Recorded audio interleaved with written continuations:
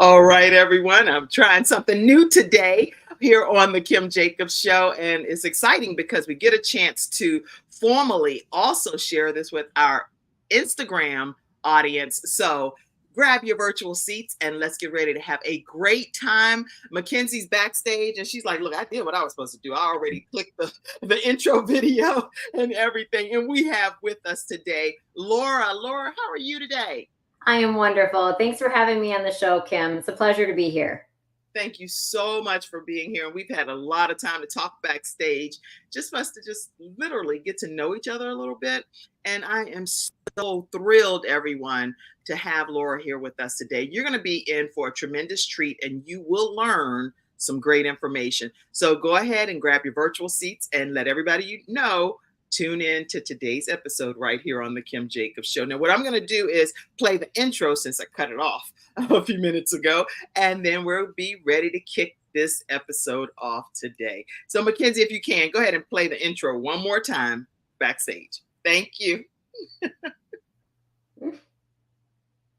Hello, everyone. I'm very grateful that you took the time to tune in to today's episode of the Kim Jacobs Show. Listen, we have a great show lined up for you. I'm your host, Kim Jacobs, better known as the Balance Doctor.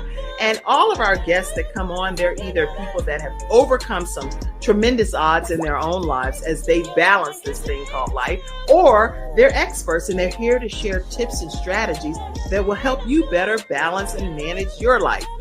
Grab your virtual seats and let's get ready for some real relevant and relatable content on today's episode of the Kim Jacobs Show.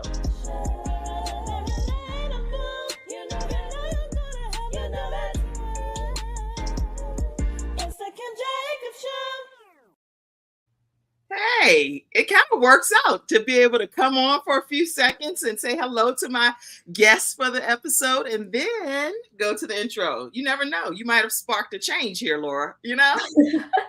Well, that's what it's all about, getting uncomfortably comfortable with change.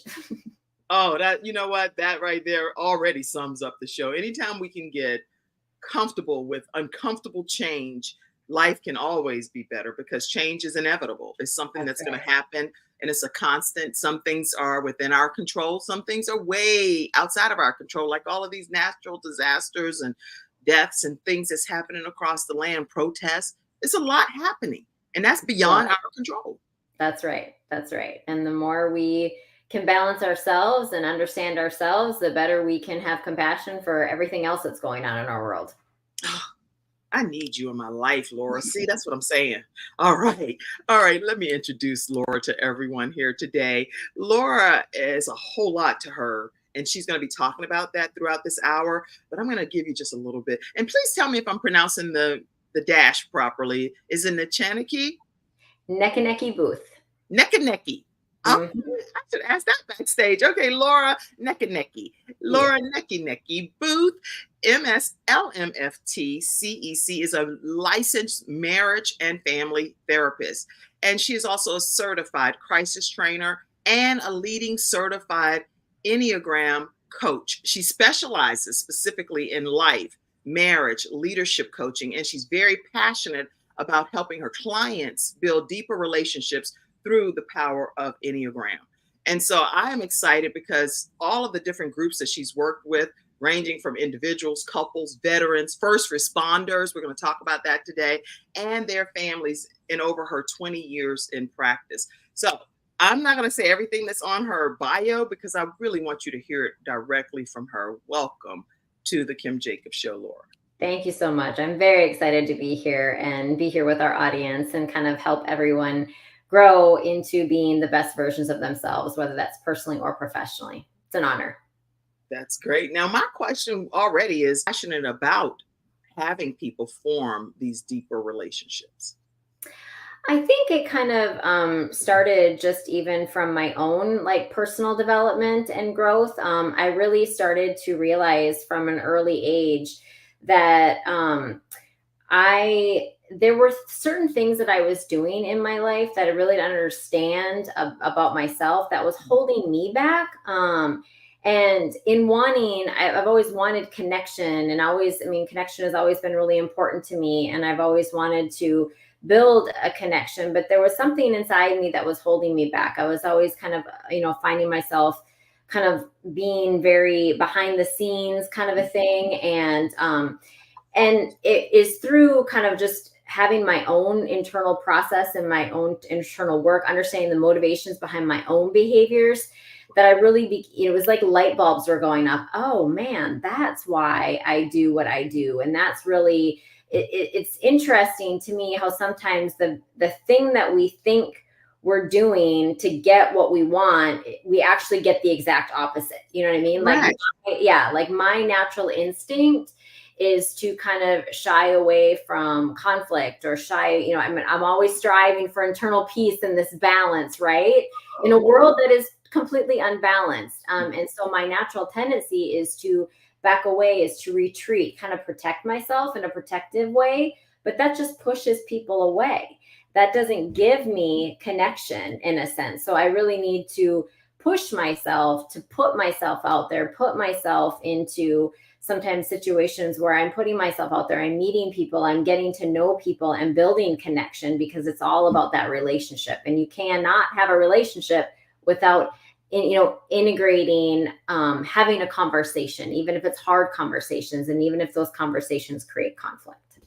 oh, what? I'm glad you said that, because exactly the opposite of what you're attempting to bring into your world, into your atmosphere, sometimes happens, and you're learning why that's happening. So, when you were in your younger years, did you have difficulty connecting with people, whether it be in school, family, friends, organizations? What any difficulty that you were experiencing? Yeah, I mean, I think I was, always afraid to kind of put myself out there, just never really knowing. I was afraid of being judged, always afraid of kind of what people were thinking about me, always kind of feeling a sense that I was never really good enough. Hmm. And that kind of deterred me from kind of pursuing, different things. It wasn't even that I was getting those messages from necessarily family or anything like that. It was just kind of like, it was a part of who I was, in a sense, just kind of a part of my personality, that I was more concerned about keeping everybody else around me Hmm. peace, in what I thought was peace. And I thought that that's what would make me happy and make me feel connected to people. But it really didn't. It never really filled that void of having like a really deep or connection with people. Mhm. Um, because ultimately, sometimes to create, a deeper connection, you have to be vulnerable. You can't stay surfacey, and you can't just talk about surface issues and use the term, like, I had literally had to ban the word fine out of my vocabulary kind of What growing was up. that word again? Say it again. Like, how are you? Typically people say, how are you? Oh, And the answer fine, was, fine. I'm fine, well, there's a Hmm. whole other sector of Yes. emotions that we really are other than fine. It's kind of like a social norm for us to say that. But I really had to challenge myself to, am I really fine? No, I'm really not fine. I'm sad today. I'm angry today. I'm, upset. I'm nervous. I'm anxious. I'm excited. We're so much more than fine, in Oh, that sense. okay. And So you recommend that we I be recommend that. I recommend that people take fine out of their vocabulary in like a social setting. And I challenge individuals and couples to really ask themselves, how really am I? Build up that emotional intelligence within you, because we're so much more than that. Where, there's much more depth to every individual.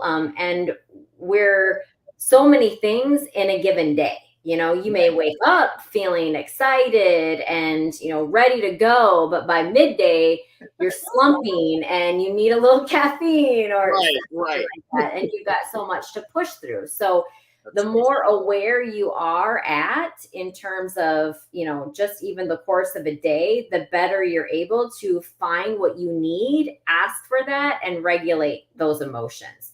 If we're just living life, kind of reactivity wise right. based on your emotions, it's really a struggle to kind of feel a sense of balance and control in our life, because we're just at the whim of whatever emotions we're feeling, but we're not identifying what those emotions are. As we're talking, because we clearly don't have scripted questions, I'm hearing so many different components because, like you say, a lot of people live almost by just their emotions. This is what I feel like for the moment.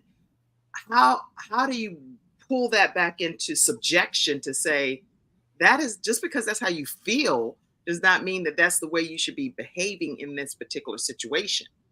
Exactly. And I think it goes back to just kind of helping people understand um emotions in general. A lot of people, we grow up with kind of knowing like the basics: mad, sad, glad, happy, and Right. that's it. But there's so much more to kind of an emotions wheel in a sense. Mhm, And mhm. I think that it's helpful for people to understand, um, like how emotions really work. Like you can be really angry at something, but that doesn't give us the right to act out behaviorally in a certain way, slamming Mhm, doors, punching walls, all of mhm, that thing. mhm. So our anger may be justified. Like you may have a right, everybody has a right to feel how they feel, but is the behavior justified in that feeling? So like having, like, being angry, you can be justified in being angry, if someone betrayed you, if Of course. you're, a friend, didn't, take accountability for their actions, or I mean, like, all kinds of things can make us angry. Someone not doing something that we wanted them to do. Right. um but how we behave is much different. So we can talk about, I'm feeling really angry, I'm upset about this, I need this. That is kind of a better way of dealing with those emotions, rather than just, like I said, punching walls, yelling, raising our voice. Like, it may make us feel good in the moment because it releases that energy, that tension. That anger usually brings up energy. However, the long-term consequences are far greater, if Mm. that makes sense. It So makes a lot of sense. the behavioral outcome of yelling and screaming, we may feel guilty and very shameful for our behavior, even though our anger was justified. And had Mm. we recognized, I'm really angry because of X, Y, and Z, now we can recognize that, accept that, and we can communicate that appropriately, rather than acting out reactivity wise based on those emotions that we're having, even if the emotion is justified. Oh, okay, yeah. And everything you're saying is just flowing so effortlessly, right? But when it comes time to formally implement some of these things, people are, and I'm just saying people in general are struggling with not choosing what their go to response is. Because in life, we know it's 10% of what happens to us and 90% of how we react to it. I heard that from Keith Harrell. I don't know who the original source is, but that's true. It's 10% really what happens, but how we respond and behave and react to it is 90%. That's what we need to really gain control of.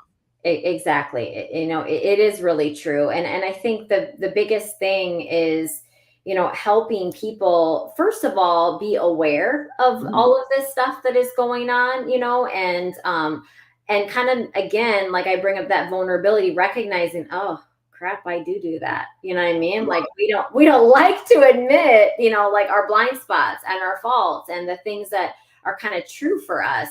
But once that is illuminated, it really can be empowering Yeah. to help us do something different. If we don't know what we're doing, if we're not willing to admit what we're Right. doing, we have a really hard time making changes. And you have to remember that our brains are primed for survival and story. We are, like, our whole capacity is to survive in this world. And even if the truth isn't really true, that's why, Right. in terms of like anxiety and trauma and things like that, it feels like there is a tiger attacking you, but there is no tiger there.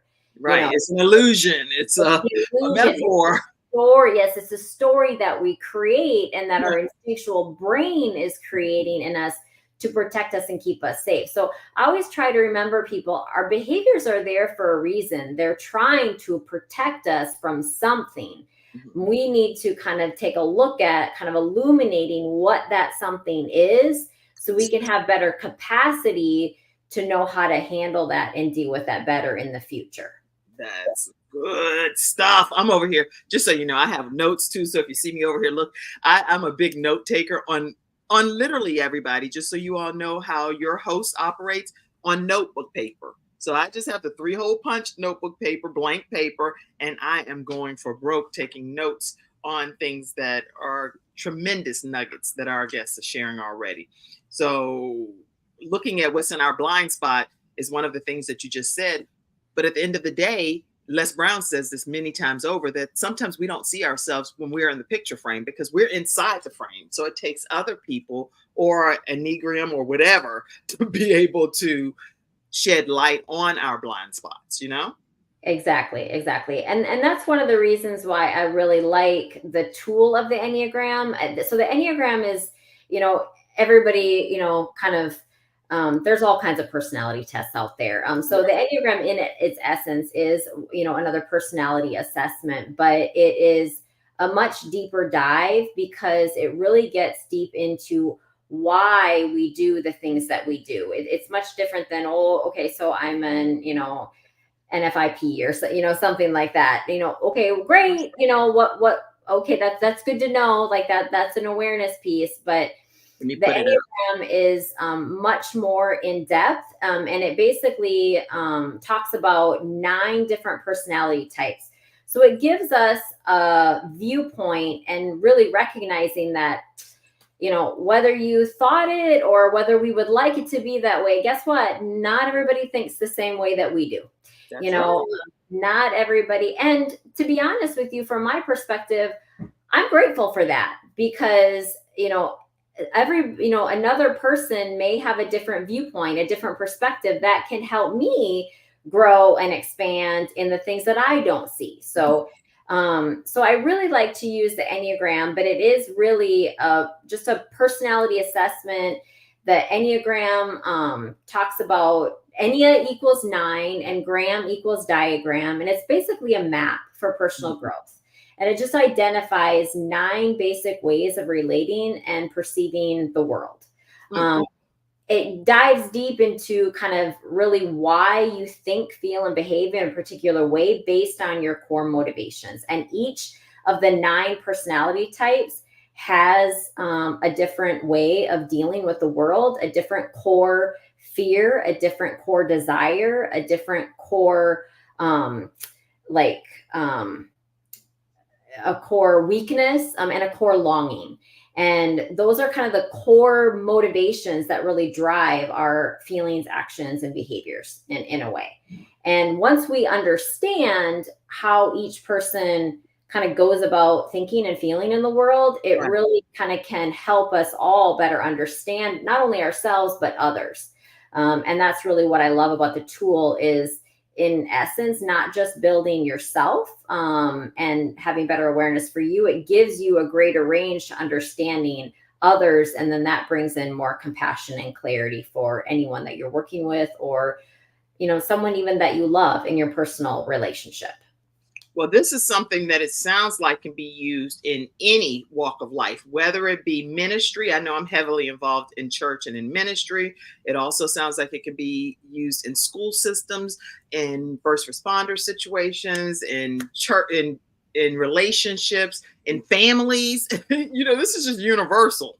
It really is. It's a universal tool, and it's really in depth. You know, that's why sometimes, I mean, I really recommend people who take the Enneagram assessment dive deep into, you know, some of the books on it, because it's so much more in depth than people really realize. It goes into it, and there's instinctual subtypes. So there's 27 more personalities that can expand. So just Okay. because, like, I'm an Enneagram 9, just because someone else is an Enneagram 9, we have similarities in how we think and feel about the world, but we still have differences. We're still a unique individual. Okay. And the Enneagram kind of talks deeper in depth about that. And that's where kind of further training and resources can kind of come into play. But overall, the nuts and bolts will really help people build a better understanding about sometimes why they get stuck in certain patterns, and Right.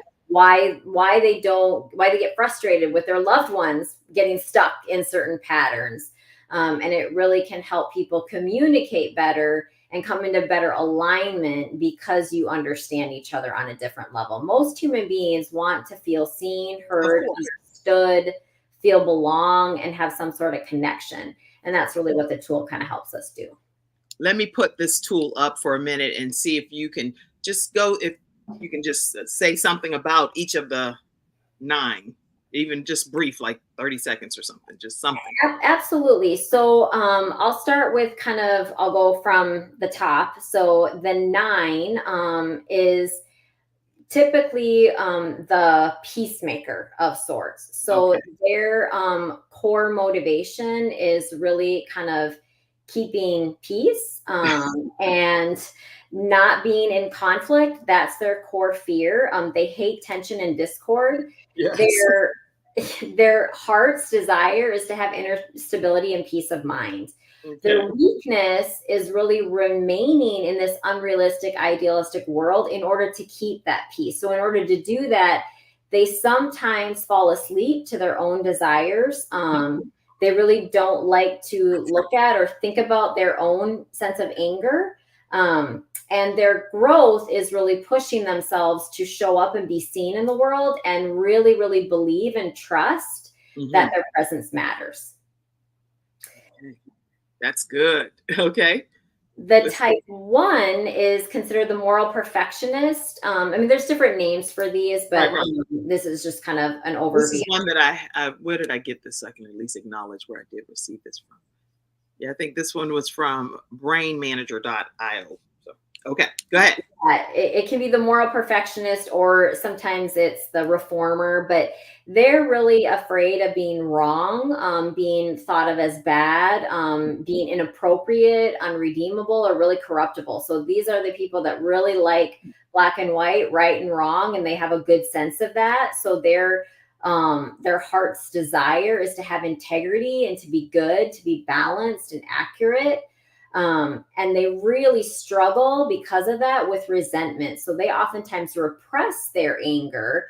And that oftentimes leads to frustration and dissatisfaction with themselves and others. So they can appear more critical, but ultimately, so other people may hear a lot of criticism from them, but really they're critical of themselves. They have an inner voice inside them that is very nasty and kind of berates them. And that's kind of really hard. So their ultimate longing is to trust and know that they're good.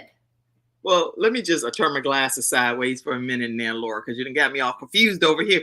Because at the end of the day, I can kind of see myself in a lot of those different descriptions. Absolutely. So, in general, we all have parts of each of the Enneagram types, Mhm. but there's going to be one core main type that really resonates the most with you. It's really all about those core motivations and the motivations behind why. So, yes, I have a tendency to really, to want to be good too. And I lean heavily into this one part in me at times. Mhm. But truly, I do not like conflict. Like, I That's really want and desire inner peace. And I do so much, even not recognizing it in my day to day world. And if you look back at, like my childhood and things like that, I Mhm. was all about keeping the peace, and trying to keep the peace. And I still do it, in ways where, things that even that I may not even like about myself. Like, I may hold off on kind of like saying no, or I may shut down and shut out because I'm afraid of something. So if I'm not aware of those things, I can't change those things. But now that I know that I do that, I can push myself to show up even in a situation that feels uncomfortable to me, and kind of have a voice in that situation rather than shutting down. So that's kind of the whole goal and the whole purpose. The Enneagram really illuminates where we go in stress and why we go there, but it also shows us a growth path and what we need to do to get ourselves back into alignment, into being that best version of ourselves. Okay, this is good. And now I know it's 9, so we're not going to go through all of them today Yeah. because you can help people with this assessment. But what I also think of when I'm talking to you is when people say can't change me, you know, can't change me. And I don't know if, I don't even know, there's no question associated with that. You genuinely cannot change people. So what if you want to have this alliance with someone that's on that Richter scale over there, but for whatever reason you guys are not on the same Enneagram circle some kind of way? Thoughts? Yeah, well, I mean, I think you're right in the sense that our personality is our personality, but we do have levels of development when our personality. So we can be we can be a really good, we can utilize the strengths of our personality for good, or we can utilize them in ways that are not helpful to ourselves and not helpful to our relationships. And we're going to vacillate between that. Sometimes, like I said, in the course of a day, like we're human beings, we're going to make mistakes, we're not going to always be at our best. But if we understand our partner, whomever we is, whomever it is around us that has a certain personality, that's even a difficult personality to deal with, if we understand even just a smidge of why they're thinking and feeling the way that they're doing, it gives us a greater capacity to regulate ourselves in dealing with them. So, we can't control other people. We can't control what everybody else does around us, but we really can have the empowerment to control how we want to respond to that and what is good and best for us within that relationship. I'm glad that we touched on that, because if we can worry about, or not worry, but if we could focus on what can we do in that relationship to consider the other person's personality and why they're doing, because they're not us. And so it's like we are all different individuals. So what works for me may be disastrous for someone else. And I talk about that often as the balance doctor, as you all have followed me. But it is difficult to try to also manage your own personality and outcome, but then also try to figure out what's best for somebody else. It's like you figure out what's best for you. So I don't know. I'm not the Enneagram expert. How does that work when when it Well, needs to work synergistically?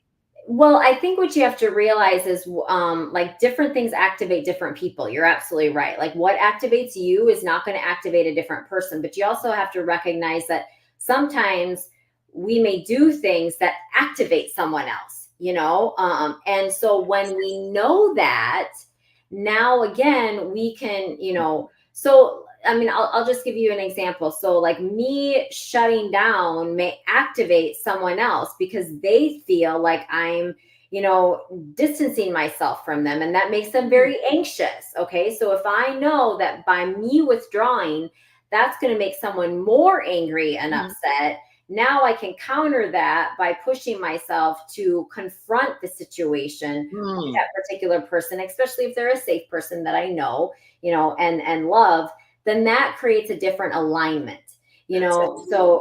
so it really boils down to really recognizing and knowing, okay, this is what activates me, this is what activates you. Mm, What can I do differently to deactivate you? And that in turn is going to deactivate me. And around we go. So it's kind of like recognizing this is what's activating my heart. And because my heart is activated, my tendency is to behave in this way. When okay. I behave in this way, this is going to cause a reaction from you, Right. and your heart condition is going to be activated. And then you're going to behave in a certain negative way. And around we go. And we're going to be in this negative cycle. Hmm. But if we start with understanding, like for me, if I know that if I'm activated because I'm feeling some sort of sense of discomfort, Right. if I can calm my heart down and recognize the truth, it's okay. I'm safe. It's going to be fine. That makes me behave in a very different way than I would have had I believed that I don't matter, I'm not good enough, whatever it is in that situation. And because my heart is now settled, I'm going to behave differently. That's going to settle the heart of the person that I'm connecting with. And round we go in a much more aligned way. I So, love it. I love it. I love it. I love it. yeah. In a much more aligned way. Anybody in the studio audience, I see on different platforms that you're clapping and doing different things. I can't put those emojis on the screen, unfortunately, but I see you tagging people as well. Mackenzie backstage, if you would pop a couple of these comments up, because these are questions probably that she would be able to address for them, or even comments that I see back there. Thank you all so much for being such active participants in the Yes, thank studio you. audience today. So let's get some of these comments up here and see what you all are saying out there. I know Mackenzie's like, I gotta find them all first. Okay, is this based on psychology or sociology from your perspective, Laura? It's really based on more of a psychology perspective, in terms of, where the Enneagram stems from and things like that. Yep.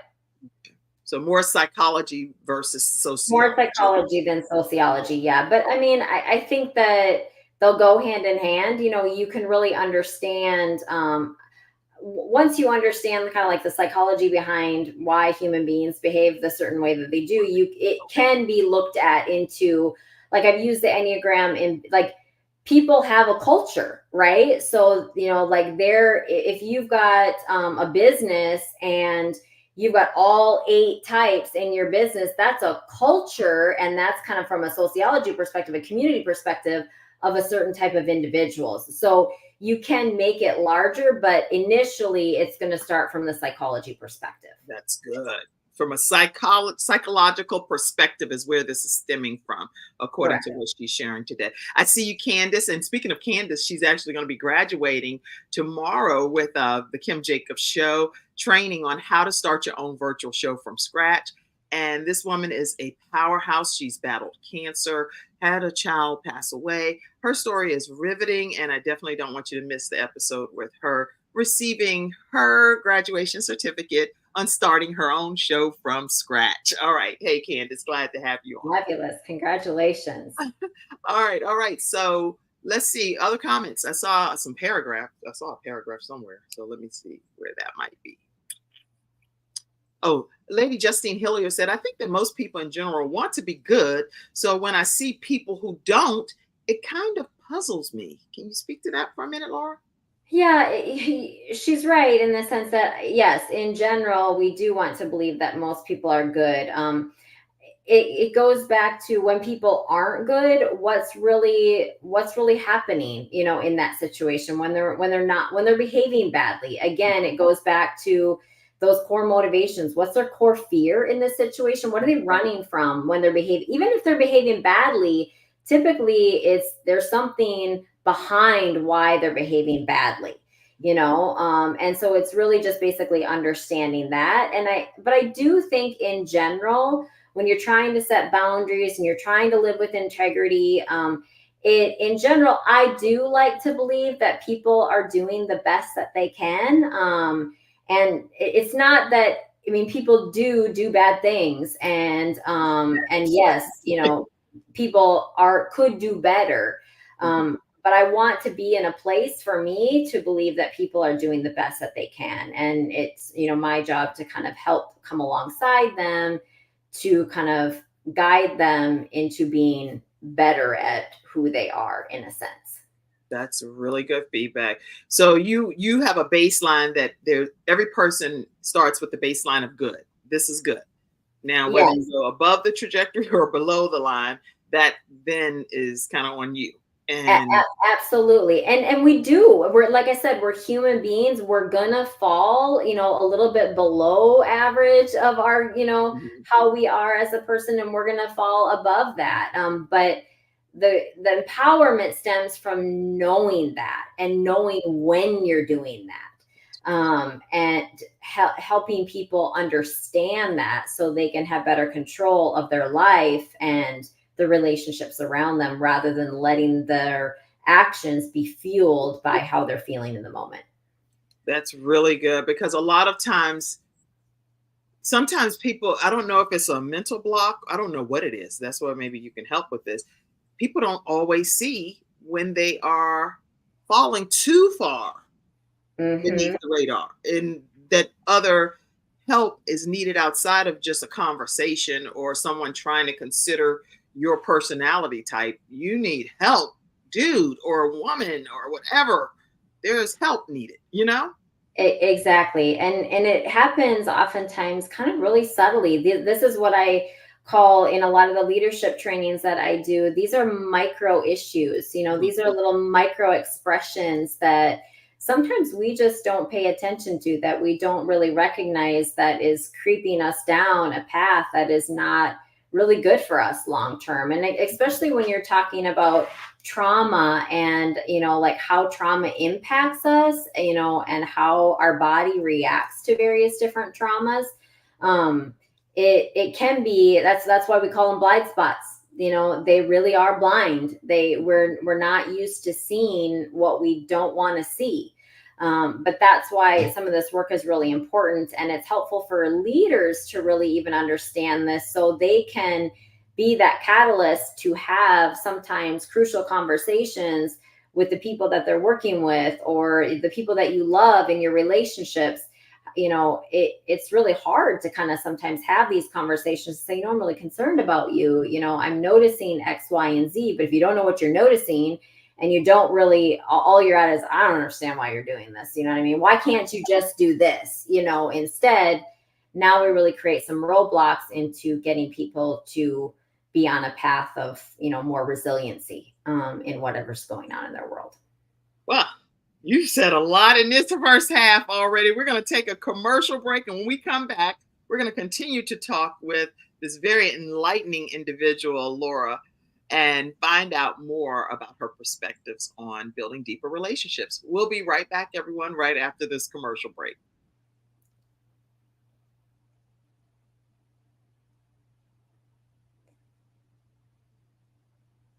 I'm waiting for you, Mackenzie, backstage to go to commercial. Hi, I'm Kim Jacobs, the Managing Director of the Charlotte, North Carolina chapter of eWomen Network. I am so excited that you stopped to watch this video. I've got good news for you. You've just discovered an international network of women entrepreneurs who are committed to helping you achieve, succeed, and prosper. We're on a mission here to help 1 million women entrepreneurs each achieve $1 million in annual revenue. Here at eWomen Network, we have a complete success system that supports you every step of the way in building and growing your business. You being here right now is no accident.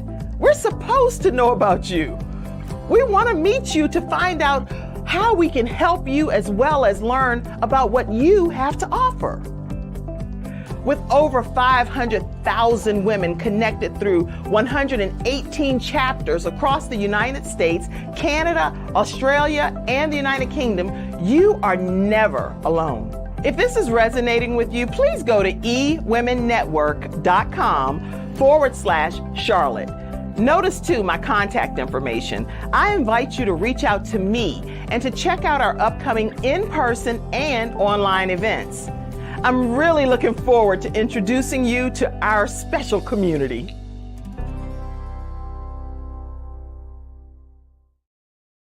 All right, everyone, we are back and we are talking with Laura about how to build deeper relationships. I want to put her contact information up, even though, I put it already in the comment section. I still want to pop it up here on screen for you to be able to know how to stay connected with her.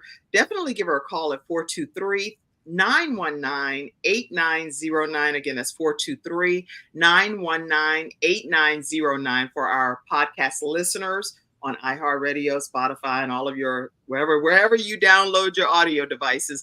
That's the number you want to stay connected with Laura. And you can also go to infiniteclaritycc.com. Infiniteclaritycc.com.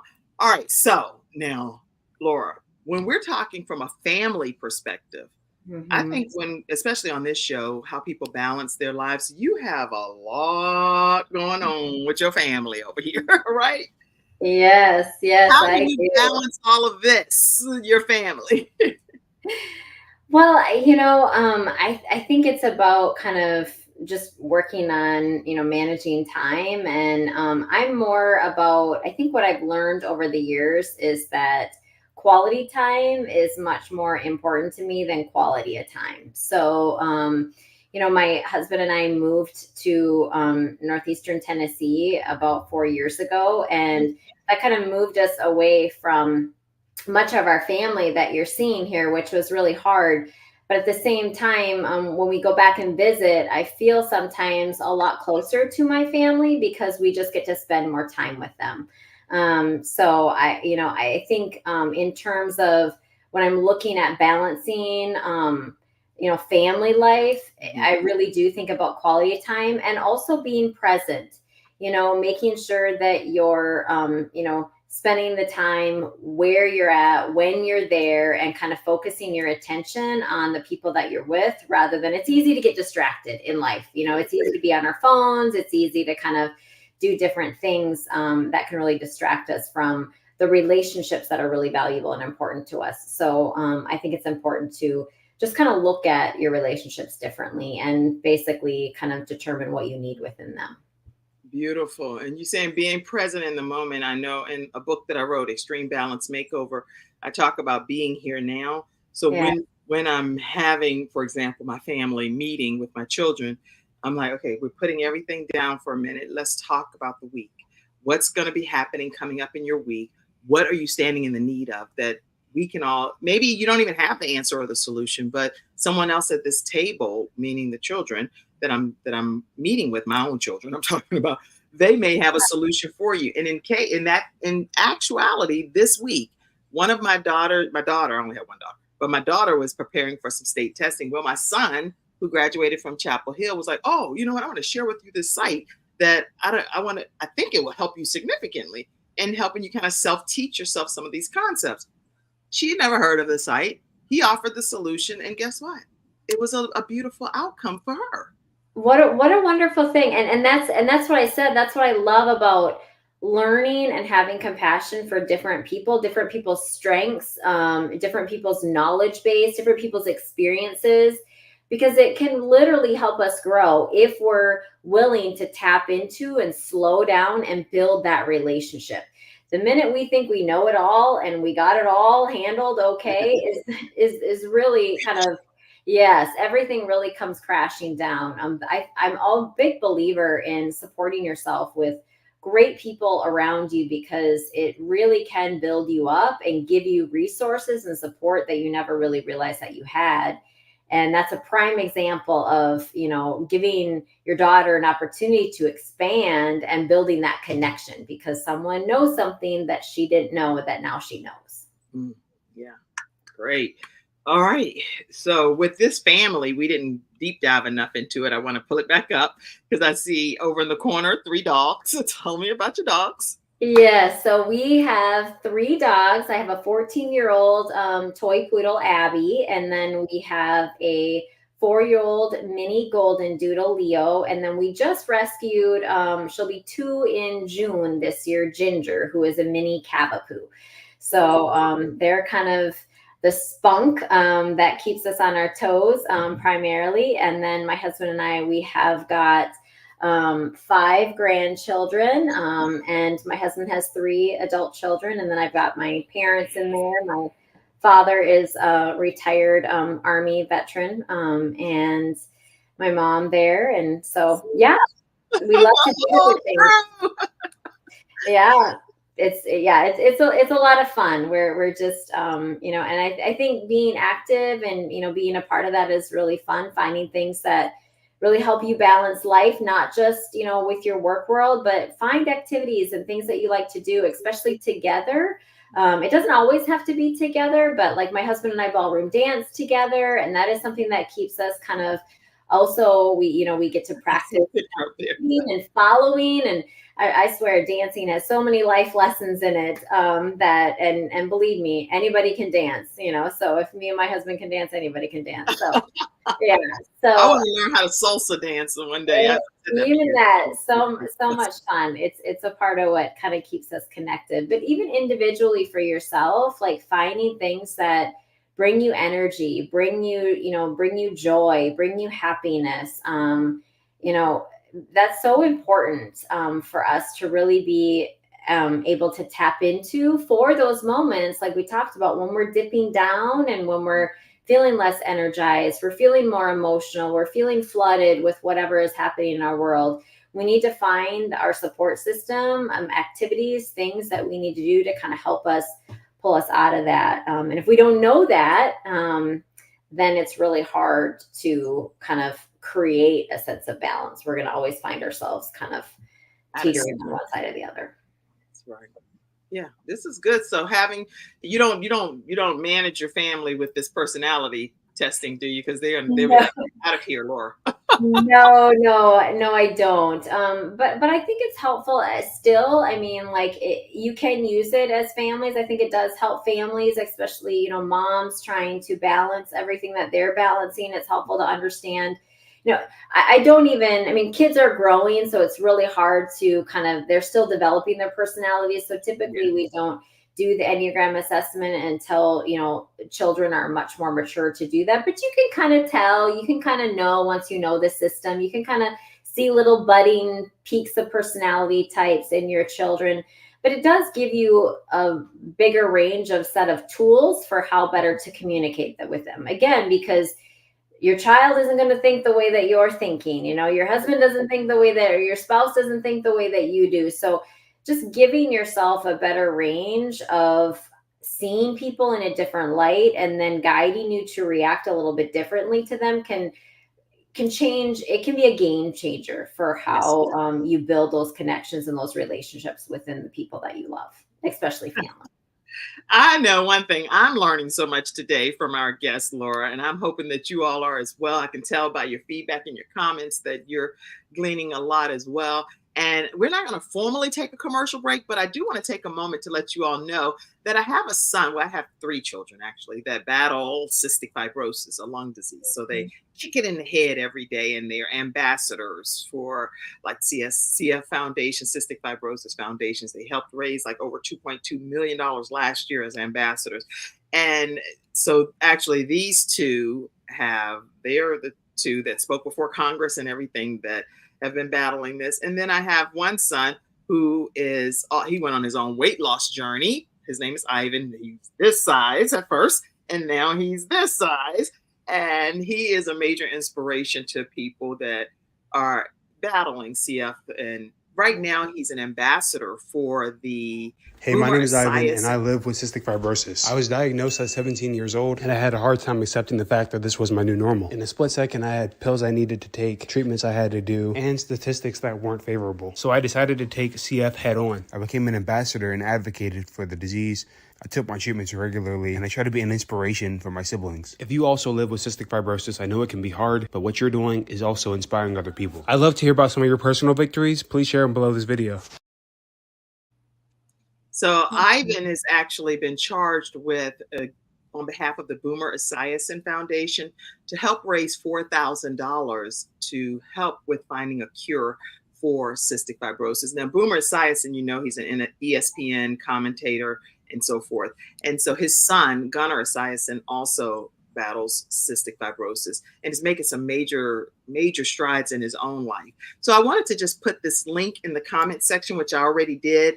And right now, Ivan is down to the wire. So that link, do I have it there? Yeah.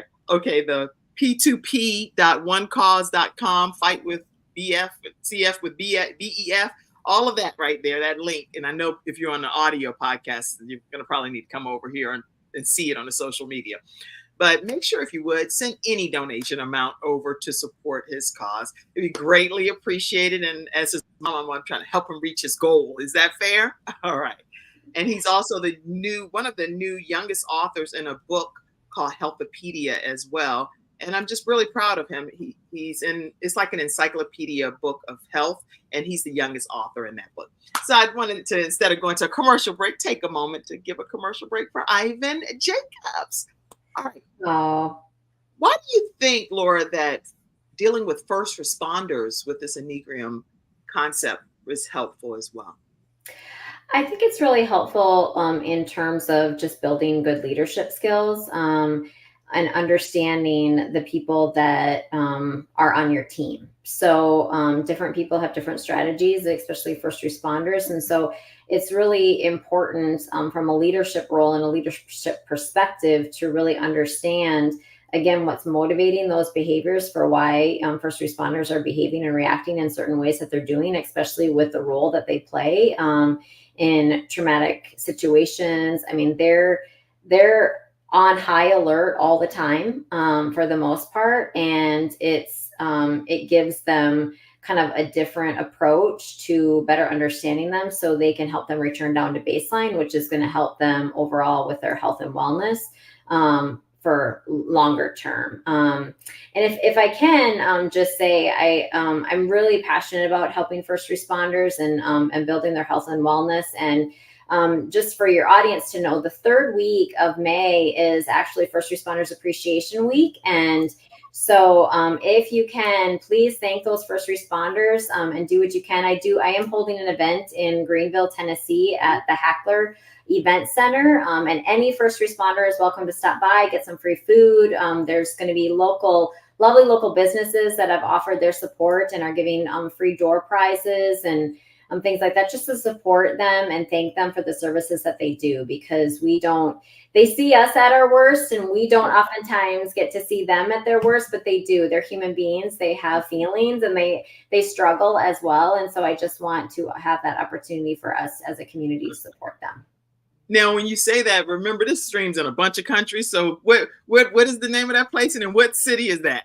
Sure. So it's in Greenville, Tennessee. But I mean, First Responders Appreciation Week is all over the world. So wherever you're at locally, I just encourage you to support in any way that you can. The third week of May, the week of the 20th, is First Responders Appreciation Week. But if you're more local to me in the Tri-Cities area, in Greenville, Tennessee, at Hackler Hall in Greenville, it's the event center from 11:30.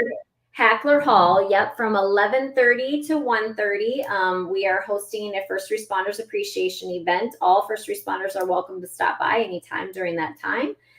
Get some free food, get some resources, and we're just happy and here to support you in your efforts as you just help us in the community every day. Yeah, awesome. So everybody, during the third week of May, and if you're watching this and it's February or March or April or June or December and you're watching a replay of it, then obviously wait till the next time, the third week. Yes. Because sometimes I love to replay this episode, so you may be watching it at a different time. But I do want you to know that the third week of May is First Responder Appreciation Week. Make sure you take advantage of supporting those that respond to all of the different situations, life issues.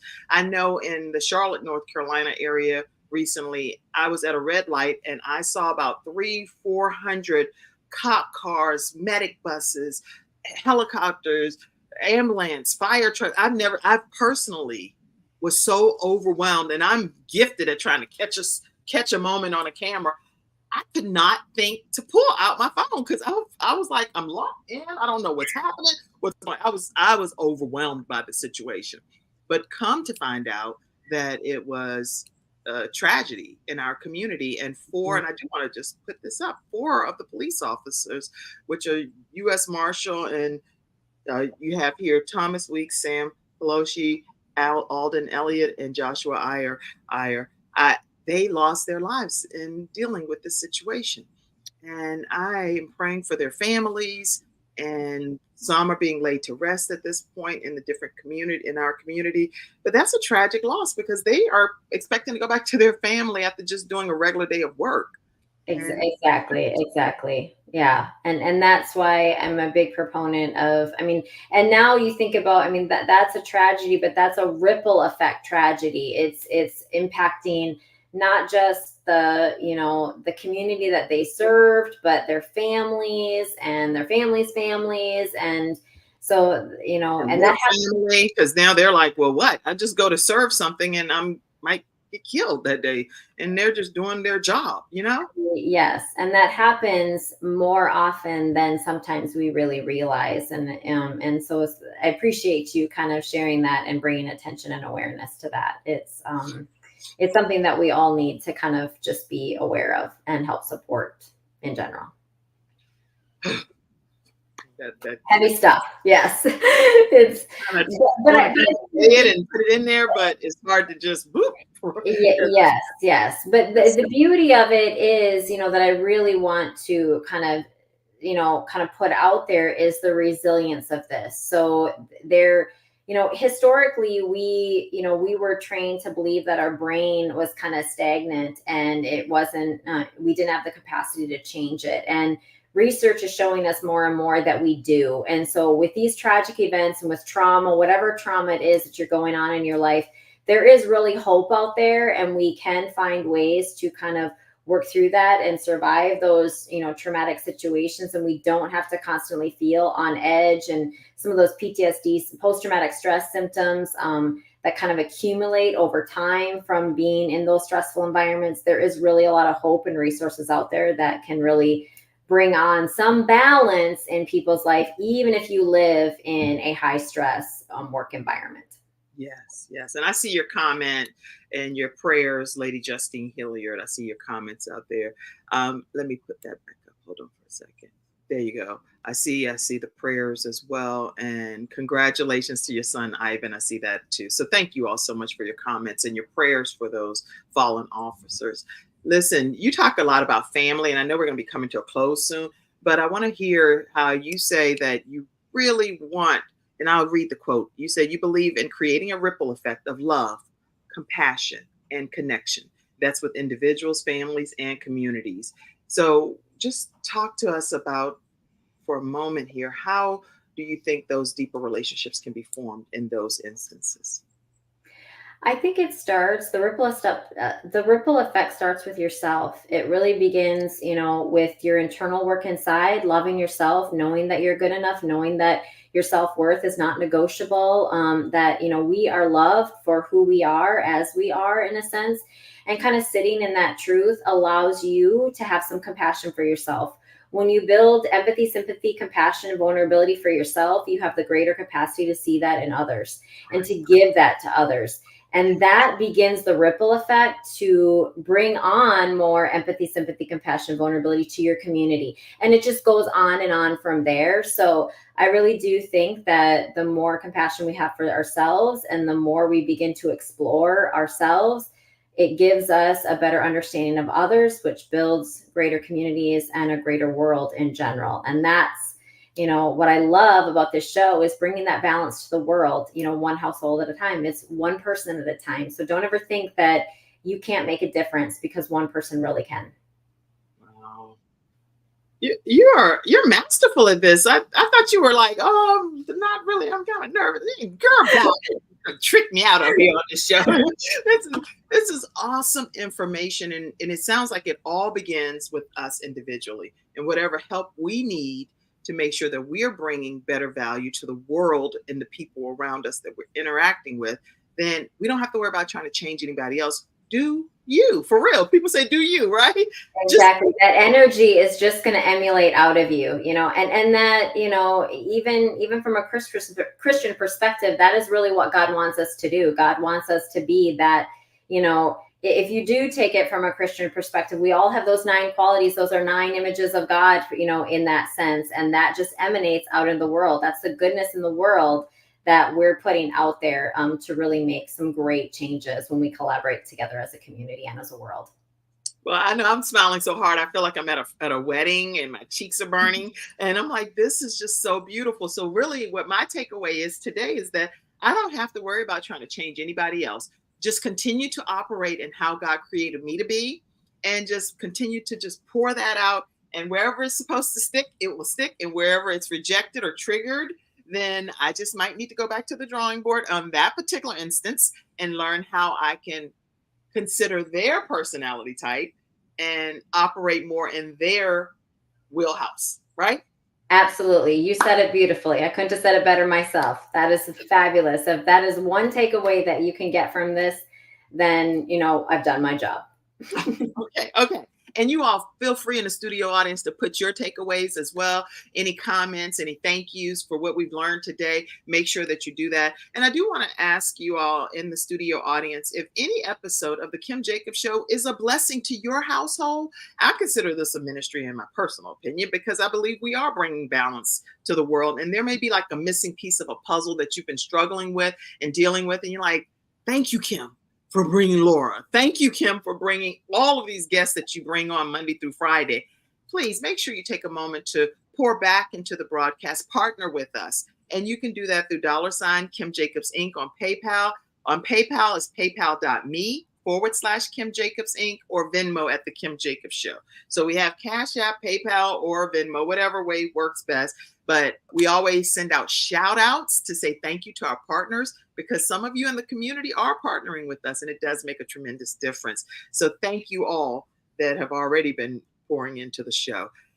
Closing comment, Laura. Can you believe this? I am just so thankful to have this opportunity to talk to you today and talk to your audience. And I just really want people to know that, you know, they have value and they have worth, and their perspective means something. And just the more compassion we can bring to the world will create more balance, and the better we can be as individuals and as a community. Can I carry you everywhere I go? Gosh, you're changed. You could just be like, okay, hold on. I know we're having conflict. Calm down. I have Laura here to mediate this situation, okay? And so maybe it's on my end that this is the reason this is happening. So I take full accountability. Let's bring Laura in and see what's what. That's right. You know, it is good. And when we take that perspective, when we take a step back, we can oftentimes see things with so much more clarity, and that clarity will guide us into a different direction that we never thought possible. So yeah, it's great. I feel better today just because I encountered you. So my day is wonderful just because of Laura. So thank you, thank you, thank you. And Justine Hilliard's day must be better too, because she said this was very informative show today. Thanks so much to both of you. Thank you. Welcome. You're welcome. All right, everybody. That's today's episode. We will see you Monday through Friday, 11 o'clock a.m. Eastern Standard Time, right here on The Kim Jacobs Show. Thank you, Mackenzie, backstage, for helping today as well. Everybody, God bless you and have a great day. I love you all. Bye-bye. Thank you. Stay backstage for me. All right. Bye-bye, everybody. Thank you for tuning in to today's episode of The Kim Jacobs Show, and for being in the virtual studio audience. Your presence truly does make a difference, and I look forward to you bringing your friends and family to join you in the virtual studio audience Monday through Friday at 11 o'clock a.m. Eastern Standard Time. I look forward to seeing you, and make it a great day.